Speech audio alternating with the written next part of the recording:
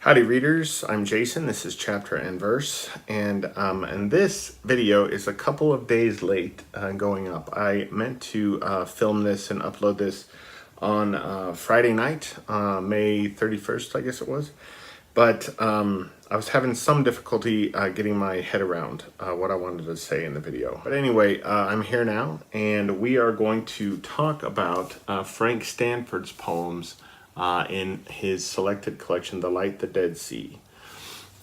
This is for my Mortality project, which is called You Carry a Coffin Today. This is a project that I am doing over the course of 2019, where most months I read a book and watch a film. There are some months where I just watch a film, and then you guys read along with me and watch the films along with me. And we chat about the subject of death in the work. This video is going to be addressing the poetry of Frank Stanford. So, who was Frank Stanford? Well, he's not terribly well known as a poet, partly because he died at such a young age. In 1978, Frank Stanford committed suicide at the age of 29. He had published numerous books of poetry up to that point, and a good deal of his poetry was published posthumously as well. He studied engineering at the University of Arkansas and worked as a land surveyor. He is best known, or was best known in his lifetime, for certain poems of his that were quite epic and quite sprawling. So how does his work, on the whole, fit into this project? Reading my way through it here in the last week or so, the poems feel to me almost like incantations, right? They feel witchy, right? They almost feel like voodoo. There's something kind of swampy and dark and I don't know, seance-like maybe about the work as a whole. He has certain motifs that he is obsessed with in much the same way that say a filmmaker like Michael Winterbottom or Terrence Malick or David Lyne had or have motifs that run throughout their work, right? Like embroidery. With David Lyne, you see trains throughout his work. Michael Winterbottom, fireworks. So with Frank Stanford's poetry, we see the moon cropping up again and again. We see boats or vessels, ships, canoes. We see violence against animals frequently, especially in the poems that deal explicitly with his childhood memories. And then also blades, right? Knives, swords. There's even a mention of a guillotine. It's a wonderful end rhyme at the end of one of the poems. Scissors is another example of that. And all of these images, right, all of these motifs are rather dark in themselves, right? I mean, the moon is it's reflected light, right? It's not direct light. It's the only thing that illuminates the darkness around us at night. The idea of a vessel, right, crossing a body of water. There's, I think, God, in one of the poems, I think there's even an allusion to this idea of coins on the eyes, right, crossing the river of the dead, something like this. And of course, violence against animals speaks for itself. And then blades as well, right? Shedding blood, putting an end to life somehow, severing ties. The motifs themselves are quite dark, are quite ominous. One of the things that really struck me about the poetry was how he seems to be reckoning with his past, with his childhood explicitly. There are these kind of grotesque snapshots of childhood in the work. Nothing seems to be looked at through kind of rose-colored glasses. Nothing seems to be looked at in any idyllic way or nostalgic way. It seems very much to be poetry that is trying to come to terms with nightmarish or dreamlike episodes from childhood. And one of the things this does, right, is that in the work, on the one hand, we have Stanford reflecting on his youth and youth in general. And then on the other hand, we have him looking in the direction of or moving toward death. And so there's this kind of spooky symmetry. And another thing about the poetry that's really wonderful, and this has nothing to do with the themes that I'm talking about here, but it's quite musical, and you don't realize it so much until you read it aloud. The assonance and the alliteration just became incredibly clear and pronounced, and I think that's when the poems started feeling even more like incantations to me. There's something kind of lulling about them, right? And not lulling in a kind of gentle, reassuring way. It's almost like they're pulling you into mystery, which is not altogether unpleasant by any means, but it's also unsettling, right? These poems are certainly unnerving, disquieting. They get under your skin. I'm going to read 3 of them and just chat for a little bit about each one. This one's called The Nocturnal Ships of the Past. There was always a great darkness moving out like a forest of arrows.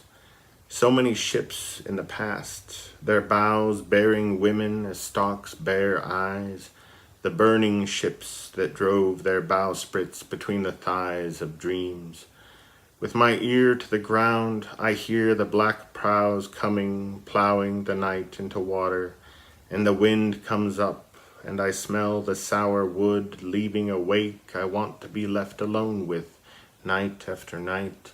Like a sleeping knife that runs deep through the belly, the tomb ships come. So yeah, a word that I used earlier discussing the poetry was ominous. And that is certainly a word that applies to this. So again, we've got those recurring images, right? Ships all throughout this. The moon isn't present per se, but we sense it, we feel it in the poem. Like a sleeping knife that runs deep through the belly, and then also moving out like a forest of arrows, right, with the arrowheads, the blades. This idea of severing one's connection with the waking world, with the world of the living, right? That last line, the tomb ships come. That's a line that is filled with a great deal of dread, I think. And this next poem is called Fire Left by Travelers.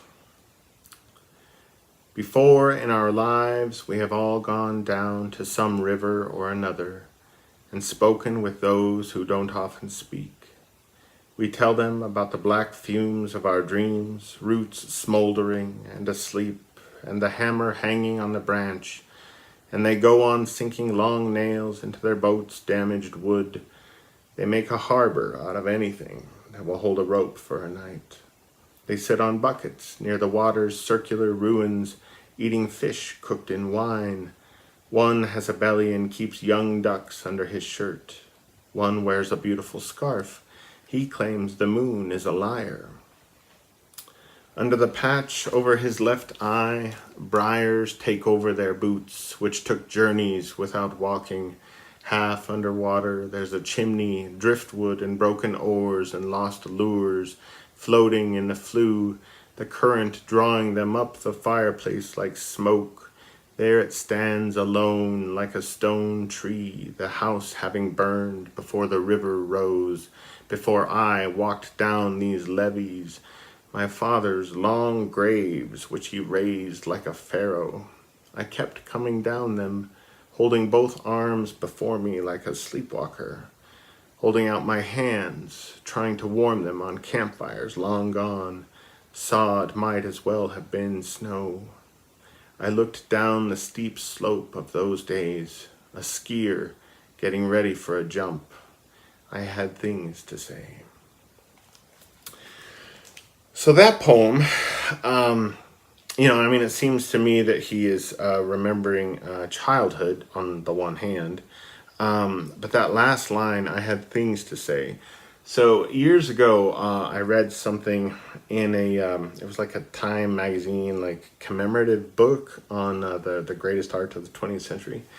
And they were talking about that famous Robert Frost poem, right, that ends with the line, and miles to go before I sleep. And the person commenting on it talked about how, so on the surface, right, one gets the sense that it's literal and miles to go on my journey, on my walk, before I'm able to rest, before I'm able to sleep. But the richer, darker meaning of that last line suggests a journey toward death. And this last line reminded me a great deal of that, right? I looked down the steep slope of those days, a skier getting ready for a jump. I had things to say. It almost feels like he's not merely remembering childhood as an adult, but that he's remembering life after having died. The poetry throughout this book, one gets the sense that Frank Stanford, as a poet, right, living in his mind in the way that he did, that he almost had one foot in the grave during his short life, and that he was aware of that. Briars taking over boots, broken oars, lost lures. There's a sense that one's journey has been interrupted. There is a sense that there's something out there that is hell-bent on hindering a person's progress, the narrator's progress. And then the last poem I wanted to read to you is more explicitly about mortality. It is called Death and Memory. When poor women died, the undertaker would close the caskets early and roll them in a room to cut their hair. My brother and I knew this. So when they had our sister, we hid one night in the funeral home and waited on the man to come back from supper with his scissors. We heard him whistling. He was cutting the clothes off a boy in another room. He was washing a body. There were other visitors. The mother came with her daughter to trade their hair for a coffin. My brother said it's bad how the rich go on living and wearing the beautiful hair of the dead. I knew what to do. I knew. We've got a kitty here. I think the darkest thing about this poem, in some ways, is how the boys hear the man who is tending the bodies whistling, right?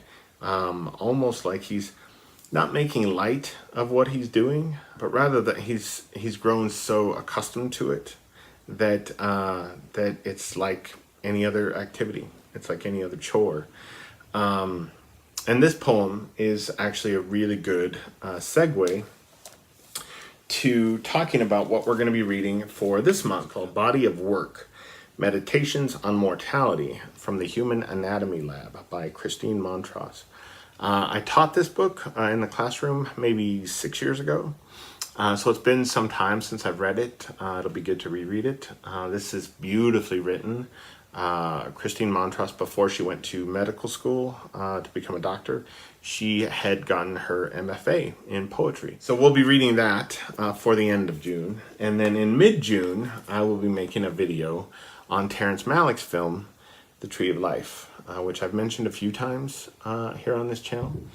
I want you guys to know that Criterion has recently released a version of The Tree of Life that includes the theatrical cut, which we have here, and also an extended cut, which I think is an hour longer. BarnesandNoble.com twice a year has a 50% off sale on Criterion DVDs, which is important because they're very expensive. That sale should be coming up in the next week or two. It usually lasts for 10 or 14 days, so keep an eye on that. But we'll be watching The Tree of Life for mid-June. Thanks for joining me in this video, and I will talk to you guys again very soon. Let me know what you thought of Frank Stanford's poems in the comments below, and I will see you in my next video. Adios.